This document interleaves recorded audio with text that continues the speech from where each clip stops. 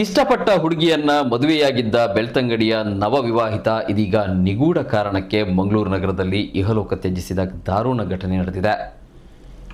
ತಾಲೂಕಿನ ಮಲವಂತಿಗೆ ಗ್ರಾಮದ ಪರಾರಿ ನಿವಾಸಿ ಕೃಷ್ಣಪ್ಪ ಪೂಜಾರಿ ಎಂಬವರ ಪುತ್ರ ಪ್ರದೀಪ್ ಆತ್ಮಹತ್ಯೆ ಮಾಡಿಕೊಂಡ ಯುವಕನಾಗಿದ್ದಾನೆ. 3 ತಿಂಗಳ ಹಿಂದೆ ವಿವಾಹವಾಗಿದ್ದ ಪ್ರದೀಪ್ ಬುಧವಾರ ಮಂಗಳೂರಿನ ಬಾಡಿಗೆ ಮನೆಯ ರೂಮಿನಲ್ಲಿ ನೇಣು ಬಿಗಿದು ಆತ್ಮಹತ್ಯೆ ಮಾಡಿಕೊಂಡಿದ್ದಾನೆ.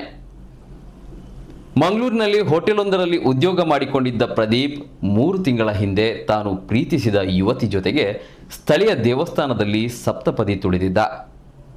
ದಂಪತಿ ಮಂಗಳೂರಿನಲ್ಲಿ ವಾಸವಾಗಿದ್ದು ಅನ್ಯೋನ್ಯವಾಗಿದ್ದರು ಎನ್ನಲಾಗಿದೆ. ಡಿಸೆಂಬರ್ 3ರಂದು ಮಲವಂತಿಗೆ ಮನೆಗೂ ಬಂದು ಹೋಗಿದ್ದರು.